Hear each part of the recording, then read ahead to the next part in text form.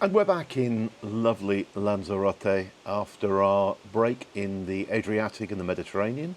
And those of you who watch regularly will know that the last two news videos we've shot have come from a hotel in Venice and from a cruise ship, and the second of which was much less challenging than I thought it was going to be. But the good news is we're back now on the island. It's been extremely hot while we were away, and we have loads of news for you this week to catch you up with everything, and stay tuned until the end. And talking of the weather, we have a heat wave predicted to come in next week. The heat wave that actually we were in the middle of on our trip away, which covered most of Central Europe, is heading south towards the Canaries, should arrive here on Monday. We don't have any forecast of what the temperatures will be yet, but we're expecting a very hot week next week for those of you coming in. And I'll keep you updated via the website on weather warnings, because we'll be expecting at least yellow and perhaps orange warnings for high temperatures during the course of next week. Now, those of you who travel regularly around the island, particularly in the north of Lanzarote, will have seen that there are big fields of prickly pear cactuses.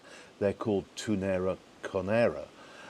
These cactuses were planted many years ago because they're a great host for the cochineal beetle, and it was a big industry on the island, crushing up the beetles to make the very profitable dye that comes from them when they've been treated in a certain way. They've pretty much been laid to waste for many years now because scientific companies managed to find a way to manufacture that particular dye without the intensive labour involved in crushing the beetles.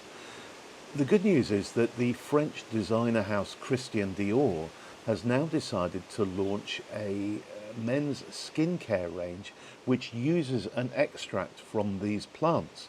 And the skincare range is going to be Sauvage, which is a brand we probably all know from them because of the Eau Sauvage perfumes and aftershaves and so on. Their new skincare range will be made from an extract from these cactuses on a piece of land that Christian Dior have bought on the island. So look out for the products, and I will certainly try them as soon as I can find them. Now, we've had a drought on the island for some time now. We haven't really had any significant rain here for, well, more than a year. And this has resulted in a very, very poor predicted crop of olives. And the good news is for the olive farmers, who were very much encouraged to start growing olives here a few years ago, the good news is there's going to be a subsidy paid out by the government of €550 per hectare of olive cultivation, which will enable them to survive another year and keep the plants going for 2025, when it's hoped over the winter of this year we'll finally get some decent rain. It's early days yet, but most of the Malvasia volcanica grapes have been collected and harvested already, and it looks like the grape harvest is going to be exceptionally low this year. They're talking about it being as much as 60 to 70% lower than it was last year, but the quality is likely to be very, very good. But we'll keep you posted on that when we've got some final information from them. We had another story this week about disruptive passengers on an aircraft coming into Lanzarote. It was a Jet2 flight that came in on Thursday from Belfast. The crew radioed ahead and asked for police to meet the aircraft when it landed on the tarmac, and those passengers were taken off. I'm kind of a bit fed up with talking about this kind of thing, and I really don't understand why it keeps happening. There was a survey done this week that tried to look at tourist saturation in resort areas of Spain. And the metric they used was the number of tourists per head of population to decide which the most tourist saturated areas of Spain are. I'm not sure about the metric. I don't quite agree with that being a particularly good measure. But the result of it was that Yaiza, which of course includes Playa Blanca, came out the highest in Lanzarote. It came out 8th overall in Spain, with a ratio of 44.1 tourists per resident. The reason I'm kind of a bit unsure about it is that I'm not sure it matters what that ratio is, as long as the infrastructure is there to look after all of the people, whether they be tourists or residents. So that means sufficient supplies of water, electricity, places to live, and all those kind of things. It, to me, it doesn't matter where the balance is, as long as everything is there that they need. TIAS came, I think it was 19th overall in the survey, so YISA came in 8th in the whole of Spain. TIAS in 19th and Teguise in 23rd, and they had sort of about half the saturation, according to that figure, of YISA, in the kind of 20s of tourists per resident. Just a very brief one which only applies to British residents of Lanzarote, so people who live in Lanzarote full-time who are originally from the UK. Prior to Brexit, British residents used to have a green certificate, which was their residencia, as it was called. And this post-Brexit was replaced by the TIE, which is a biometric ID card. The British consulate have now sent an email out to us asking us to let all British residents know that if you haven't changed your old green paper for the new TIE, you should do so as soon as possible, because that is the only way you'll be able to transit borders within the EU, because it's biometric and the green paper isn't. And you could fall into difficulties with appearing to have overstayed within the European Union. I can't imagine anyone hasn't already done it, but if you're a Brit, you live in Spain and you're watching this and you're still using the green paper, you need to change it now. Aer Lingus have doubled their number of flights to Lanzarote for this winter. They'll be flying 8 times a week from Dublin, between Dublin and Lanzarote, so that's good to know. And our Irish visitors really, really love Lanzarote, and although Aer Lingus also fly to the other islands as well, the vast majority of their flights are to this one. A quick reminder now, if you haven't already subscribed to our channel, please do. We produce these videos every single week, so if you're watching it for the first time, hit subscribe, hit the notification bell, and by all means leave a comment. We always like to get feedback on what we're doing here, and if you've got a question, I will always read your comments, and I think 99 times out of 100 I can probably answer your question for you. Thank you.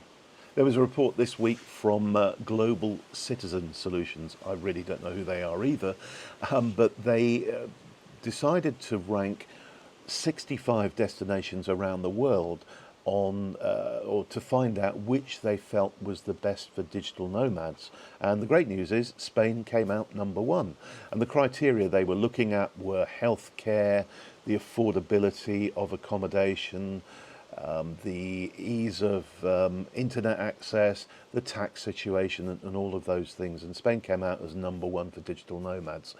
I don't really think we've cracked the digital nomad market here in Lanzarote yet, but I think it's something we should continue to work on, because it's quite good business for the island if we have people coming over for 6 or 12 months and working and living here and contributing to the economy. Now, you may know there's a new, they call it an urban park, being built in Playa Honda at the moment. And I've seen the artist renderings, and I think it's just going to be a really nice, tranquil place in the centre of Playa Honda. We found out this week that the Cabildo have bought 4,000 plants and trees which are going to be planted in that area, and the idea is that it will be a sort of green lung for the centre of the island. And I love the sound of that, and I can't wait to go and check it out once it's open and up and running.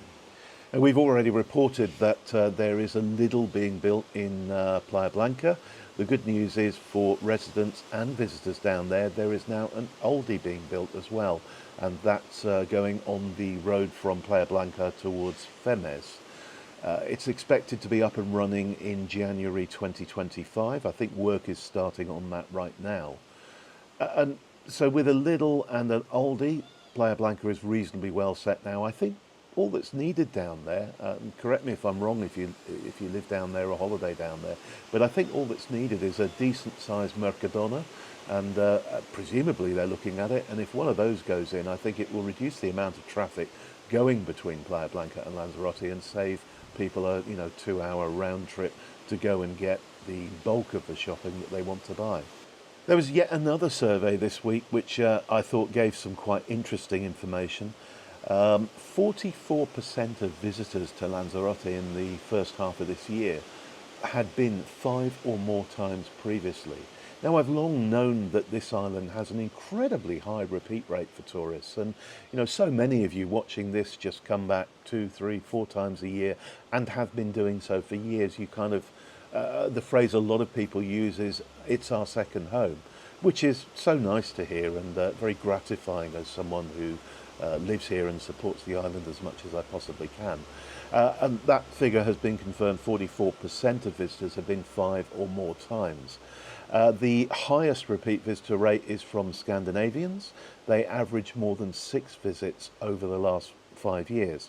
And the highest percentage of first-time visitors in the first half of this year was from France. So hopefully the same thing will happen to those new French visitors.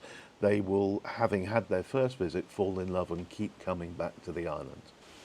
And finally, we still have had issues with the immigration section at the airport, where with the massive influx of visitors coming from countries outside the EU over the last few weeks, the officers whose duty it is to look at and stamp passports have just been struggling to cope with the flow.